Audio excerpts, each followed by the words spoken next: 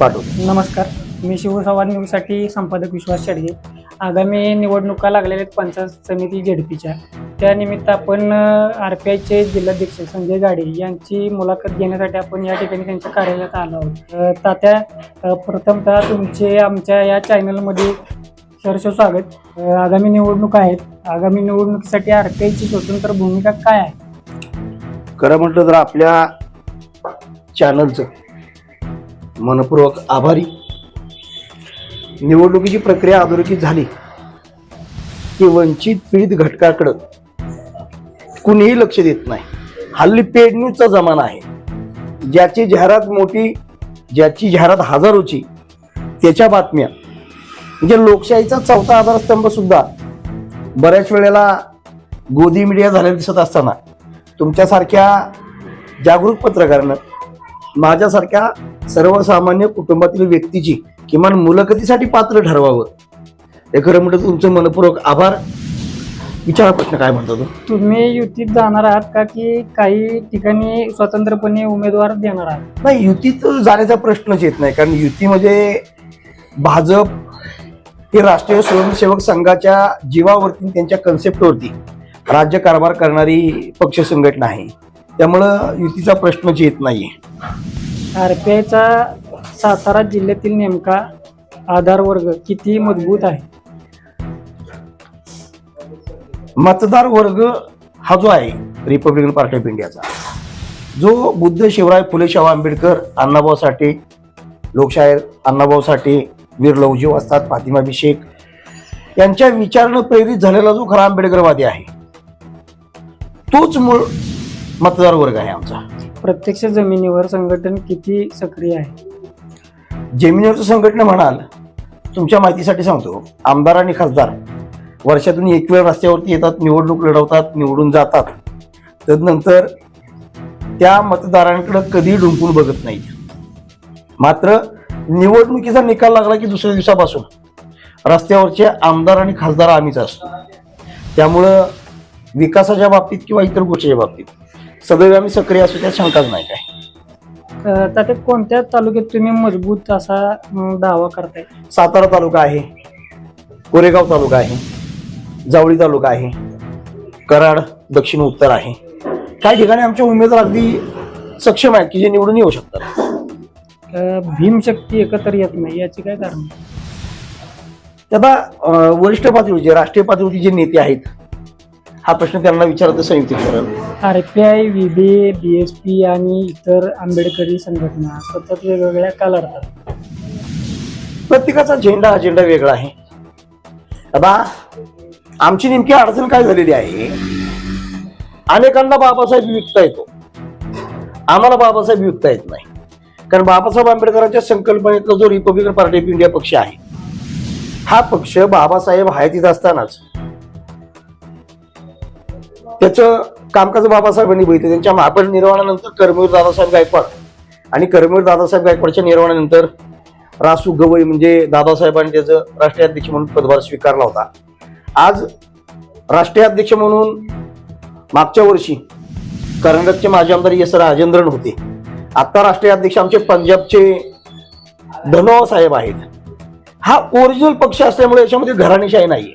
म्हणजे रासू गवई साहेब राष्ट्रीय अध्यक्ष झाले की त्यांच्या पश्चात डॉक्टर राजेंद्र गवई साहेब राष्ट्रीय अध्यक्ष, डॉक्टर राजेंद्र गवई साहेबांनंतर त्यांचा चिरंजीव राष्ट्रीय अध्यक्ष. ही असली पद्धत या पक्षामध्ये नाही. लोकशाही मानणारा, निवडणूक आयोगाच्या सगळ्या प्रक्रिया पूर्ण करणारा हा ओरिजिनल पक्ष आहे. त्यामुळं आत्ताचे जे राष्ट्रीय अध्यक्ष आहेत ते पंजाबचे आहेत. मात्र महाराष्ट्रामध्ये राष्ट्रीय अध्यक्ष, राष्ट्रीय नेते म्हणून डॉक्टर राजेंद्र गवई साहेब काम करतात. यामागे अहंकार आहे की राजकीय हितसंबंध आहे? आता ते त्या पक्षांना विचारलं पाहिजे. आमची अडचण अशी झालेली, तुम्हाला सांगितलं मी, हा ओरिजिनल पक्ष असल्यामुळे आम्हाला बाबासाहेब विकता येत नाही. बाबासाहेब विकता येत नाही आम्हाला. आता ज्यांना बाबासाहेब विकायचं आणि दुकानदारी चालवायची आहे त्यांच्याबद्दल मी बोलणं योग्य नव्हे. कसं असतं माहितीये का, कधी कधी रक्ताचेही विचार अशी प्रतारणा करतात, पण जे विचारांचे वारसदार असतात ते कधीही विचारांची प्रतारणा करत नाहीत. आम्ही बाबासाहेब आंबेडकरांच्या विचारांचे वारसदार आहोत, त्यामुळे आम्हाला बाबासाहेब विकता येत नाही. शिंदे साहेबांकडे तुमचे काही नेते झुकत आहेत, ही चर्चा सुरू आहे. आमचे काही नेते, मुळात आमचा कुठलाही नेता शिंदे साहेब, कुठले शशिकांत शिंदे साहेब की एकनाथ शिंदे साहेब, एकनाथ शिंदे साहेब. एकनाथ शिंदे साहेबांकडे. आता शेवटी काय सांगतो तुम्हाला, ज्यांना दुकानदारी चालवायची आहे, ज्यांना तत्व, निष्ठा किंवा चळवळ, समाज याचं काहीही घेणे देणं नाही, सोयीसुतक नाही, ती वळवळ करण्यासाठी कुठेही झुकतात आणि कुठेही वागतात. तुम्ही अशा पॉलिटिकल मायग्रेनला कसं बघताय? नाहीये, अगदी ती विचार सुद्धा म्हणजे दुर्लक्षित केलेलं बरं. कारण घाणीत जर दगड मारला तर ती घाण अंगावर उडत असते, त्यामुळे तिकडे दुर्लक्ष केलेलंच बरं.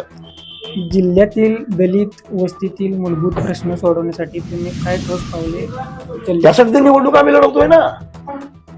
दलित वस्तीतील मूलभूत प्रश्न सोडवायचे असतील तर किमान त्या लोकांनी आम्हाला निवडून दिलं पाहिजे. निवडून दिलं तर आम्ही त्यांचे प्रश्न सोडवणार आहे. चळवळीत काम करत असतं म्हणजे आम्हाला कुठलं मानधन नसतं, कुठला पगार नसतो.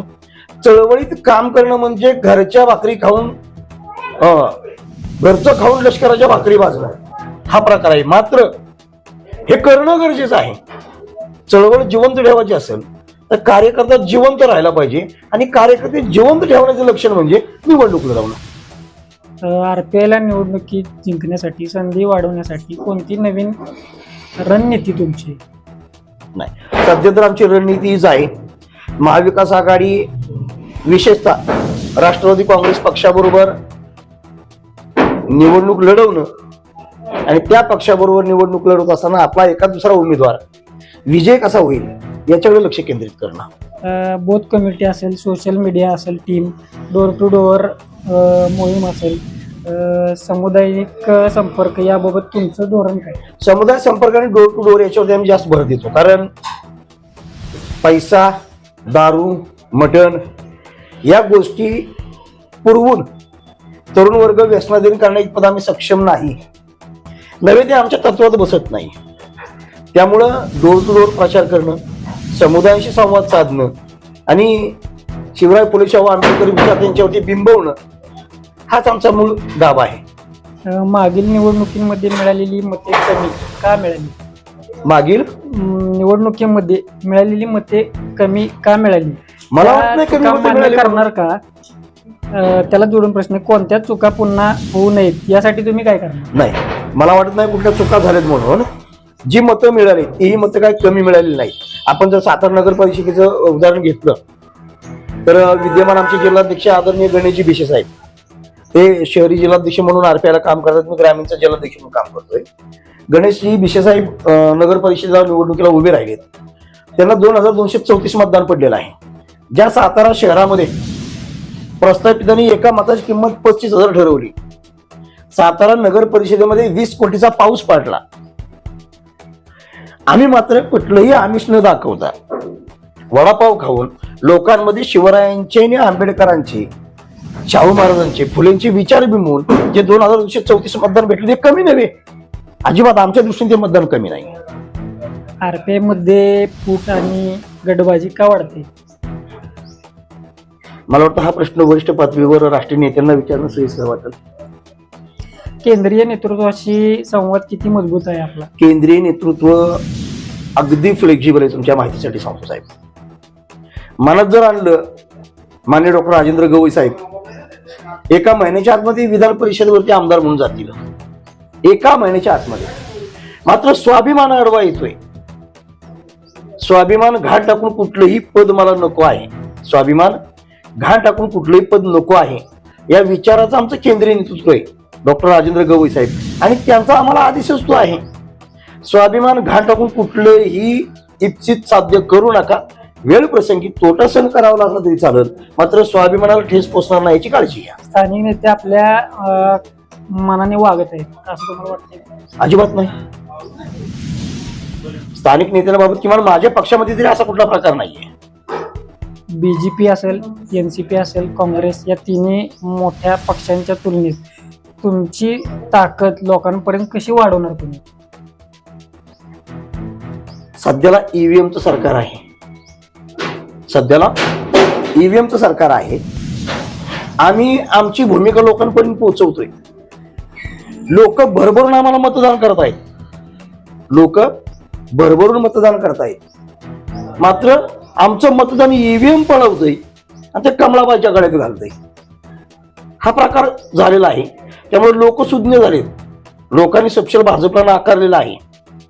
मात्र भाजपनं साम दाम दंड भेद नीतीचा वापर करत, केंद्राचा आधार घेत, राज्यातल्या सत्तेचा दुरुपयोग करत, पक्ष फोडणं, चिन्ह पळवणं, दमदाटी करणं, ईडीची भीती दाखवणं, दाढी टाकणं, सोयीनुसार भ्रष्ट असतील त्यांना आपल्या पक्षात घेऊन वॉशिंग मशीन मधनं बाहेर काढणं, हे जे सामदाम दंड भेद नीतीचा प्रकार चालवलेला आहे भाजपचा, हे भाजपचं मिसाईल भाजपवरतीच उलटणार आहे.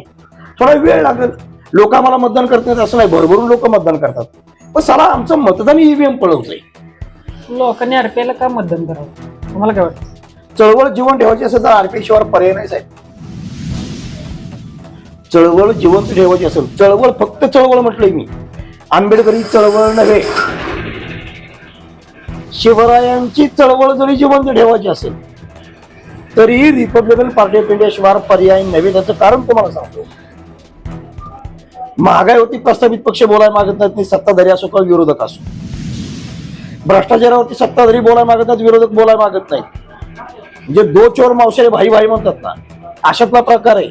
आणि अशा वेळेला एक जिल्हा मला असा दाखवा की ज्या जिल्ह्यामध्ये ह्या आठवड्यामध्ये रिपब्लिकन पार्टी ऑफ इंडियाचं पर्यायाने दलित संघटनेचं पर्यायी पुरोगामी संघटनेचं आंदोलन किंवा मोर्चा झालेला नाही, असा एक जिल्हा दाखवा, एक तालुका दाखवा. आम्ही अलर्ट आहोत म्हणून तर मधमस्त सत्ताधाऱ्यांना थोडाफार का व्हायना पण तो चाप बसलेला आहे. जागा वाटपाचा तिढा सुटला नाही तर आरपीआय काय भूमिका घेणार? मला वाटत नाही जागा वाटपाचा तिढा होईल म्हणून. शशिकांतजी शिंदे साहेबांच्या काल बोलण्यातून जाणवलं. त्यांनी 20 मिनिटं चर्चेशी आमच्या बरोबर दिली आणि प्रत्यक्ष गवई साहेबांशी चर्चा केलेली आहे. त्यामुळं जागा वाटपाचा विषय मुद्दा प्रतिष्ठेचा करतील आणि आरपीआयला डावलतील असं सध्या तरी मला वाटत नाही. त्याच्यानंतर आजच आम्ही राष्ट्रवादी काँग्रेसचे जिल्हा सरचिटणीस राजकुमार पाटील साहेबांशी चर्चा केली. त्यांना आम्ही आमची यादी दिली. त्यांनी प्रत्यक्ष जिल्हाध्यक्ष, माजी महसूल मंत्री, माजी आमदार बाळासाहेब पाटलांना त्या सगळ्या गोष्टी कळवल्यात. प्रत्यक्ष बाळासाहेब पाटलांशी माझी फोनवरून चर्चा झालेली आहे. त्यामुळे जागा वाटपाचा तिढा वगैरे काय होणार नाही. स्वतंत्र लढणार, बंडखोरी होणार का मग की तडजोड होणार? नाही, आमची तर भूमिका वेळेला अशी आहे, नो कॉम्प्रोमाइज. आमच्या वेळेला भूमिका नो कॉम्प्रोमाइज. भले आमच्या पदरात जेही काय पडेल ते स्वाभिमान पडेल, पण कॉम्प्रोमाइज नाही. मागील 5 वर्षात आरपीआयने जिल्ह्यात कोणकोणती सामाजिक असेल कायदेशीर लढे उभे केलेत, दलित अत्याचार प्रकरण, इतर मागासवर्गीयांचे प्रश्न, रोजगार असेल, शैक्षणिक असेल, अशा मागण्या, त्याच्यावर तुमचं काय म्हणणं आहे? सोमनाथ सूर्यवंशी बौद्ध समाजाचा नव्हता साहेब. सोमनाथ सूर्यवंशी हा बौद्ध समाजाचा नव्हता, तो वडार समाजाचा होता. सोमनाथ सूर्यवंशीचा खून पोलिसांनी केला. त्या पोलिसांच्या विरोधात सगळ्यात अगोदर रस्त्यावर कोण उतरला असेल तर दलित संघटना आरपीआय उतरली. संतोष देशमुखचा खून झाला. संतोष देशमुख जयभीमचा नव्हता, बौद्ध समाजाचा नव्हता. सगळ्यात प्रथम रस्त्यावरती कोण उतरला असेल तर पर्यायाने दलित संघटना रिपब्लिकन पार्टी ऑफ इंडिया उतरलेली आहे. अगदी महिलांवरच्या अत्याचाराचं प्रमाण असेल, रस्त्यावरती पहिल्यांदा कोण उतरतो? आम्ही उतरतो. एवढंच नव्हे, तो जो शिवरायांचा खरोखर मावळा आहे, त्या गरीब गरजू मावळ्याला, मराठ्याला सुद्धा आरक्षण भेटलं पाहिजे ही भूमिका अधोरेखित करणारा हा भीमसैनिक आहे आणि हाच रिपब्लिकन पार्टी ऑफ इंडिया आहे. त्यामुळे वेळोवेळी प्रश्न उचलणं, शासनाला वेळोवेळी त्याची जाणीव आणून देणं किंवा उपद्रव मूल्य वाढवणं हीच तर आमची चळवळ आहे. शशिकांत शिंदे साहेबांकडे जाण्यापेक्षा आरपीआय सोबत राहण्याचं महत्व काय? आरपीआय सोबत कोणती आरपीआय? तुमची जी तुम्ही संघटना चालवता. अच्छा, म्हणजे मी शशिकांत शिंदेकडे न जाता आरपीआय मध्ये का राहतो? का राहता? माहितीये का, मी पहिल्यांदा तुम्हाला सांगितलं, आम्ही आमच्या तत्वाशी तडजोड करू शकत नाही. वेळ प्रसंगी आम्ही आत्महत्या करू, मात्र आम्ही आमच्या तत्वाशी प्रतारणा करू शकत नाही. शशिकांत शिंदे साहेबांकडे जाण्याबद्दल दुमत काहीच नाहीये, काहीच दुमत नाही. मात्र बाबासाहेब आंबेडकरांचं एक वाक्य आहे, स्वतःच्या झोपडीत राहून स्वाभिमान जिवंत ठेवा, दुसऱ्याच्या महालात जाऊन फरशा पुसायचं काम करू नका, धुनी भांडीची कामं करू नका, पोतेगिरी करू नका. त्यामुळे राष्ट्रवादी काँग्रेस पक्षामध्ये गेल्यानंतर काही शिंदे साहेबाला जिल्हाध्यक्ष पद देणार नाही. कधी दिलं? आज मी माझ्या रिपब्लिकन पार्टी पेठामध्ये 7 जिल्हाध्यक्ष म्हणून आहे. यादा काल जर शशिकांत शिंदे साहेब मला जिल्हाध्यक्ष पद देणार असतील तसा विचार करू. तुम्हाला असं का वाटतंय की आरपीआयने स्वतंत्र ओळख निर्माण करणं महत्वाचं आहे? मोठ्या पक्षांच्या सावलीत राहून आरपीआय वाढेल काय वाटतंय? अजिबात नाहीये. मोठ्या पक्षांच्या सावलीत राहून आमची रिपब्लिकन पार्टी ऑफ इंडिया कधीही वाढत नाही. आम्हाला आमचं वेगळं अस्तित्वच ठेवावं लागतं. आम्ही पहिल्यांदाच क्लिअर केलं की सत्ता हे आमचं उद्दिष्ट नाही, सत्ता हे आमचं इप्सित नाहीये. सत्ताधाऱ्यांवर अंकुश ठेवणं हे आमचं उद्दिष्ट आणि इप्सित आहे. आज जर रिपब्लिकन पार्टी ऑफ इंडिया मंत्र्याच्या विरोधात आंदोलनाची भूमिका घेते, ही धमक फक्त रिपब्लिकन पार्टी ऑफ इंडियामध्ये आहे. एखादा आमदाराच्या विरोधात आंदोलनाची भूमिका घेते, ही धमक फक्त रिपब्लिकन पार्टी ऑफ इंडियामध्ये. सांगा मला तुम्ही कुठल्या मंत्र्याच्या विरोधात प्रस्थापित पक्षांनी आंदोलन केली? कुठल्या मंत्र्याच्या विरोधात प्रस्थापित संघटनेने धरणे आंदोलन उपोषण केलीत? रस्त्यावरची लढाई लढणं हा आमचा रिपब्लिकन पार्टी ऑफ इंडियाचा अजेंडा आहे. महायुतीने तुम्हाला निमंत्रण दिल्यास तुम्ही काय भूमिका घेणार? ज्या गावाला जायचं नाही त्या गावचा रस्ताच विचारायचा नाही, ही भूमिका आमची आहे. तुम्ही व्यापक आंबेडकरी ऐक्य साधण्याचा प्रयत्न कराल? नक्कीच. आमचं प्राधान्य त्याला आहे. लोकसभा निवडणुकीमध्ये सुद्धा आम्ही सगळ्या पक्ष संघटनेला विनंती केली होती की उभा राहिलोय मी, मला सगळ्यांनी सहकार्य करा. मात्र प्रत्येक पक्ष संघटनेला आपल्या AB फॉरवरती उमेदवार उभा करायचा असतो, त्यांना त्यांचं महत्त्व वाढवायचं असतं, टिकून राहायचं असतं. त्यांनी त्यांचं काम केलं, मी माझं काम केलं. 37,062 मतदान भेटलं. हे शून्य साताराकरांनी दिलेलं मतदान आहे, ते कमी नव्हे. मला खात्री आहे यावेळेला मला 37,062 मतदान भेटलं. पुढच्या वेळेला मला 3,70,720 मतदान मिळेल. एवढं चांगलं काम करायचं आहे आणि साताऱ्याचा खासदार व्हायचा आहे. आता शेवटचा प्रश्न विचारतो, आरपीआय वेगळ्या मार्गाने जाणार? नाही, वेगळा मार्ग अवलंबण्याचा प्रश्न निर्माण होत नाहीये. बाबासाहेब आंबेडकरांनी जी चाकोरी बुद्ध आम्हाला काही नियमाटीने बंधनं घोषित घालून दिलेली आहेत, त्याच्या बाहेर जाता येत नाही आम्हाला. उद्या मोहन भागवत जरी म्हटलेत की संजय गाडे तुम्हाला मी शंकराचार्य करतो, तरी सुद्धा RSS मध्ये संजय गाडे जाणार नाही. वेळ प्रसंगी आत्महत्या करायला. हा, आता आमच्यातलेच काही चुकलेले, हुकलेले आणि भरकटलेले RSS मध्ये जाऊन संचलन करतायत. RSS मध्ये जाऊन स्वाभिमानानं सांगतात की RSSचं हिंदुत्व बाबासाहेब आंबेडकरांना मान्य होतं.